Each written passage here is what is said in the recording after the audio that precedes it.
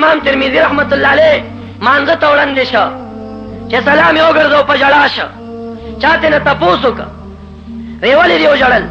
وی لس کاله وړاندې د مانځه نه مې سلام مانځه کې د ګناه یو سوچ راغی او د ګناه په سوچ د الله نه دومره ویرېدم چې بېهوشي را باندې راغله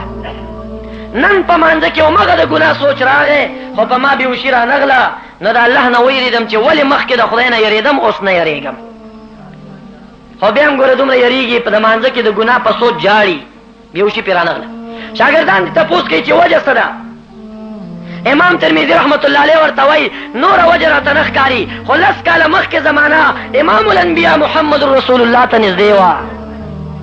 په هغه خلکو کې د خدای نه یره زیاته وه او لس کاله رستو زمانه د رسول الله مبارک نه رستو ده اوس هغه یره او خشیت نه دی پاتې کم چې لس کاله مخکې په مشرانو کې پاتې و په لسو کالو کې امام ترمذی صاحب دومره وایي چې په خشیت کې فرق راځي نو 1400 کاله بعد رڼا ده کمه شوه صحابی مبارک روایت کی ترمذی حدیث دی که مبارک وفات شو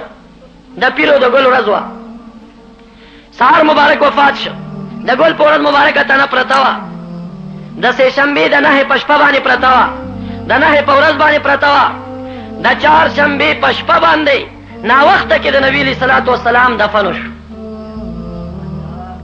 هغه صحابي مبارک وایي چې رسول الله مبارک حیاتو زمونږ داخلي د ایمان رڼا وه چې کوم انداز پړقېده چې کله مبارک وفات شو خو بهر ته نه مبارکه پرته وه حقه شانته ایماني رڼا وه خو چې کله مو د شپې ناوخته د چهارشنبې په شپه دفن که شپه تېره شوه سهار چې د خوبه راپاڅېدو پرون چې کومه رڼا وه نن هغه نه وه پاتې شوې